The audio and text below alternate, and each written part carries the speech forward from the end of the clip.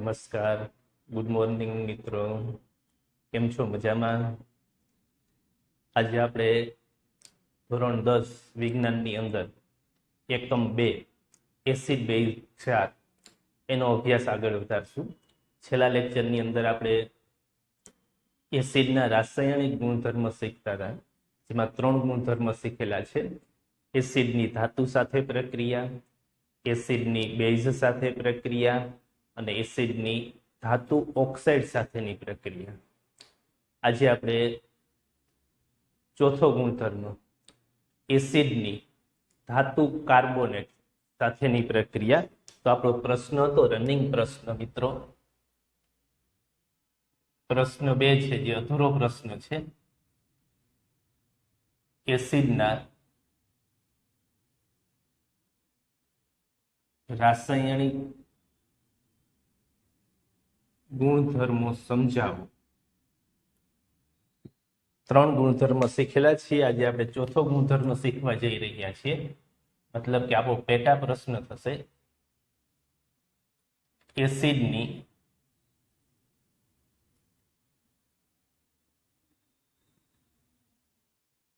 ધાતુ કાર્બોનેટ સાથેની પ્રક્રિયા સમજાવો. 2 કે 3 માર્કમાં તમને મેન પ્રશ્ન નહીં, આપણો પેટા પ્રશ્ન પૂછી શકે. એસિડની ધાતુ કાર્બોનેટ સાથેની પ્રક્રિયા સમજાવો. મિત્રો, કાર્બોનેટ એટલે શું? તો કે જેમાં CO3 આવતું હોય. દાખલા તરીકે કેલ્શિયમ કાર્બોનેટ, જાણીતું નામ છે, ચૂનાનો પથ્થર CaCO3. Magnesium carbonate MgCO3, zinc carbonate ZnCO3, sodium carbonate Na2CO3. તો આપણે એસિડની ધાતુ કાર્બોનેટ સાથેની પ્રક્રિયા શીખીશું. એસિડની ધાતુ કાર્બોનેટ સાથેની પ્રક્રિયાથી ધાતુને અનુરૂપ ક્ષાર, પાણી અને કાર્બન ડાયોક્સાઇડ વાયુ ઉત્પન્ન થાય છે. તો સમજૂતી આપણે આ રીતે લખી શકીએ: એસિડની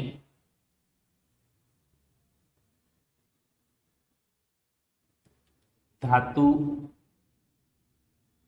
કાર્બોનેટ સાથેની પ્રક્રિયાથી ધાતુને અનુરૂપ ક્ષાર, પાણી બને છે અને કાર્બન ડાયોક્સાઇડ વાયુ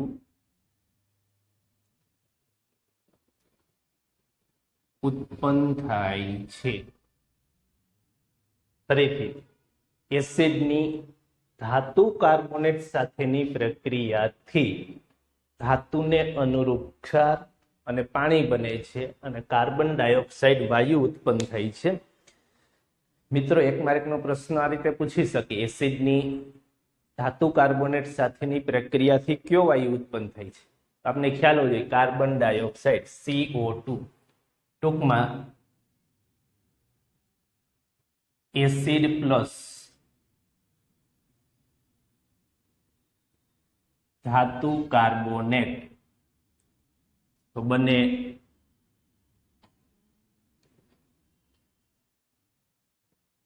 ધાતુના ક્ષાર પ્લસ પાણી અને પ્લસ, ટૂંકમાં લખું છું, CO2 કાર્બન ડાયોક્સાઇડ વાયુ. એસિડ પ્લસ ધાતુ કાર્બોનેટ બને ધાતુના ક્ષાર પ્લસ પાણી પ્લસ CO2 વાયુ. આપણે ઉદાહરણ જોઈએ તો પેલો એસિડ લેશું HCl, હાઇડ્રોક્લોરિક એસિડ, પ્લસ ધાતુના કાર્બોનેટ તરીકે હું લઉં છું Na2CO3, સોડિયમ કાર્બોનેટ નું જલીય દ્રાવણ એટલે AQ.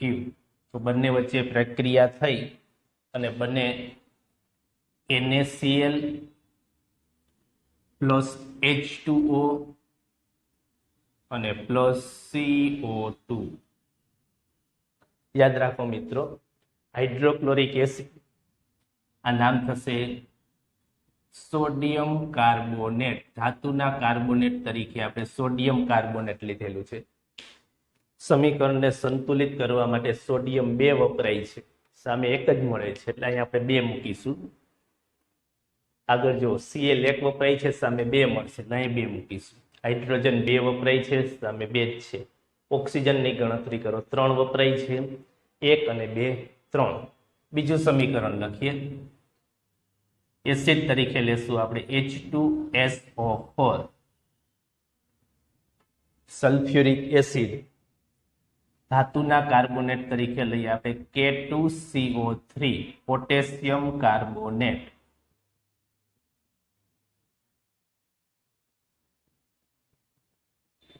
બંને વચ્ચે પ્રક્રિયા થઈ અને બંને અહીંથી K પ્લસ, અહીંથી SO4 2 તો બનશે K2SO4 પ્લસ H2O લિક્વિડ અને પ્લસ CO2 ગેસ.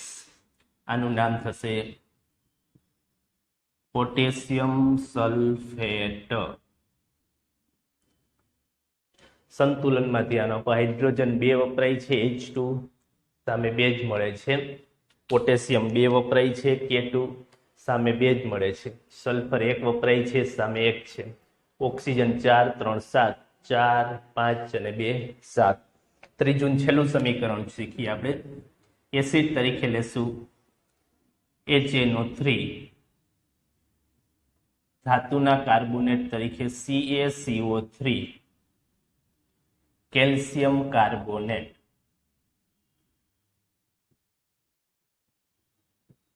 બંને વચ્ચે પ્રક્રિયા થાય, અહીંથી Ca+2, અહીંથી NO3 2- તો બનશે આ રીતે CaNO3 ટ્વાઇસ પ્લસ H2O અને પ્લસ CO2. આનું નામ થાય કેલ્શિયમ નાઇટ્રેટ.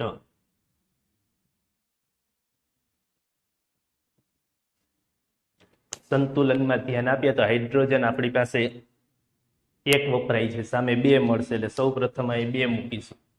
નાઇટ્રોજન 2 વપરાય છે, સામે 2 જ મળે છે.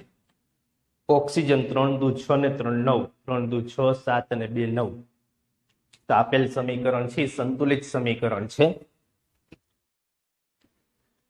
આપણે શીખ્યા એસિડની ધાતુ કાર્બોનેટ સાથેની પ્રક્રિયા. એસિડ તરીકે HCl, H2SO4 અને HNO3. એવી જ રીતે હવે પછીનો ગુણધર્મ આવે છે, 5મો ગુણધર્મ મિત્રો. એસિડની ધાતુ હાઇડ્રોજન કાર્બોનેટ.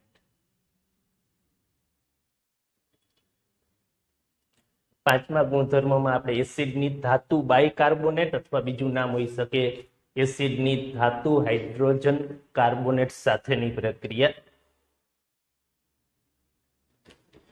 તો જો આપણો પેટા પ્રશ્ન આ રીતે છે. મુખ્ય પ્રશ્ન છે એસિડના રાસાયણિક ગુણધર્મ. એમાં 5મો ગુણધર્મ એસિડની ધાતુ બાય કાર્બોનેટ સાથેની પ્રક્રિયા સમજાવો. 2 કે 3 માર્કમાં આ પ્રશ્ન પણ પૂછી શકે.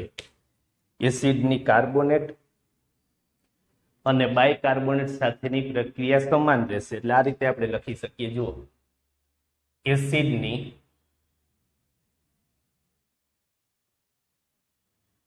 ધાતુ બાયકાર્બોનેટ સાથેની પ્રક્રિયાથી ધાતુને અનુરૂપ ક્ષાર અને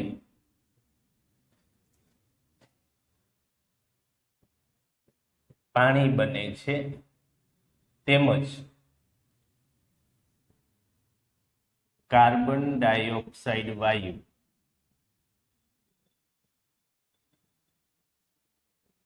ઉત્પન્ન થાય છે.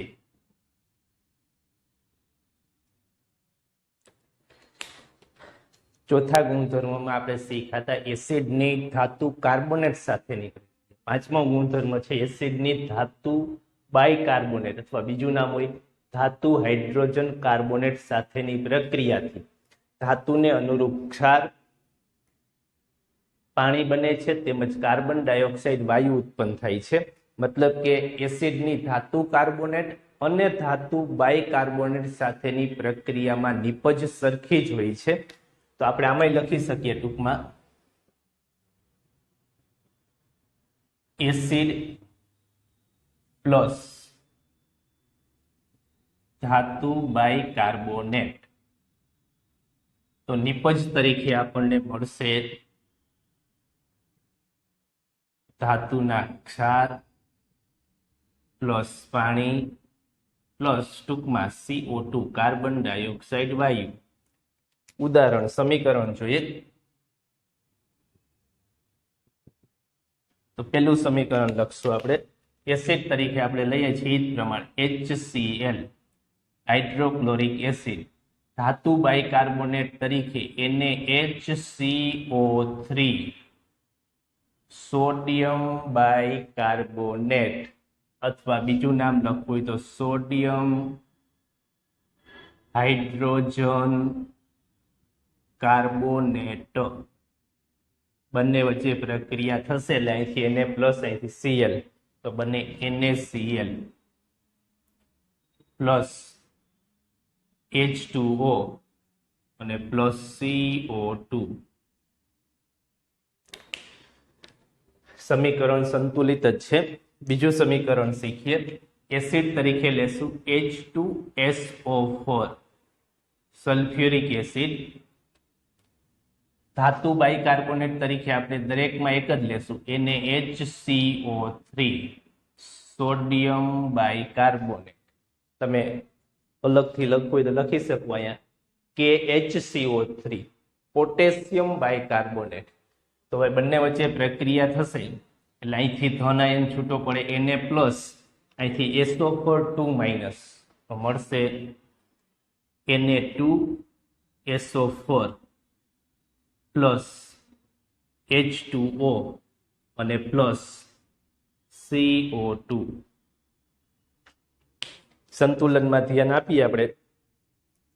હાઇડ્રોજન તો કે સોડિયમ 1 વપરાય છે સામે 2 મળશે એટલે સ્વાભાવિક છે અહીં 2 મૂકીશું. હાઇડ્રોજન 2 અને 2 4 તો અહીંયા 2 મૂકીશું. કાર્બન 2 વપરાય છે એટલે અહીંયા પણ 2 આવશે. આ સંતુલિત સમીકરણ છે. ત્રીજું છેલ્લું સમીકરણ લખીએ. એસિડ તરીકે લઈએ HNO3 બારે ઘડી આવે છે મિત્રો, આપને નામ ખ્યાલ જ હોય. નાઇટ્રિક એસિડ, ધાતુ બાયકાર્બોનેટ તરીકે NaHCO3 તો બંને વચ્ચે પ્રક્રિયા થશે એટલે બનશે NaNO3 પ્લસ H2O અને પ્લસ CO2. આનું નામ થાય સોડિયમ નાઇટ્રેટ. આ તો સોડિયમ સલ્ફેટ, અહીં બન્યું સોડિયમ નાઇટ્રેટ. હવે સંતુલનમાં ધ્યાન આપીએ તો હાઇડ્રોજન 1 અને 1 2, જમણી બાજુ નિપજમાં પણ હાઇડ્રોજન 2 જ છે. એવી રીતે ઓક્સિજન 3 ને 3 6 તો 3 4 અને 2 6. આપણે ધાતુના બાયકાર્બોનેટ, ધાતુ હાઇડ્રોજન કાર્બોનેટ તરીકે ત્રણેયમાં એક જ વસ્તુ લીધેલી છે મિત્રો. તમે ત્યાં KHCO3 લઈ શકો, મતલબ પોટેશિયમ બાયકાર્બોનેટ આપણે લઈ શકીએ. આ એસિડના રાસાયણિક ગુણધર્મ હતા મિત્રો. આજે આપણે 2 ગુણધર્મ શીખ્યા. એસિડના જ રાસાયણિક ગુણધર્મની અંદર ચોથો ગુણધર્મ એસિડની ધાતુ કાર્બોનેટ સાથેની પ્રક્રિયા, અને પાંચમો ગુણધર્મ એસિડની ધાતુ બાયકાર્બોનેટ સાથેની પ્રક્રિયા. યાદ રાખજો, એસિડની ધાતુ કાર્બોનેટ કે ધાતુ બાયકાર્બોનેટ સાથે પ્રક્રિયા કરશો એટલે નિપજ તરીકે આપણને ધાતુના ક્ષાર અને પાણી સાથે કાર્બન ડાયોક્સાઇડ વાયુ ઉત્પન્ન થાય છે. અહીં આપણો બીજો પ્રશ્ન છે. એસિડના રાસાયણિક ગુણધર્મો પૂરો થશે મિત્રો. 5 ગુણધર્મ વ્યવસ્થિત તૈયાર કરજો. એવી રીતે તૈયારી કરજો કે તમે તમારી રીતે પણ સમીકરણ લખી શકો. આપણે લખેલા સમીકરણ જ ઓળખવાના નથી. આપણે આગળ શીખવાડેલું તમે તમારી રીતે ઘણા સમીકરણ લખી શકો. હવે પછીના લેક્ચરમાં આપણે બેઝના રાસાયણિક ગુણધર્મ શીખીશું. આવજો મિત્રો. Good bye.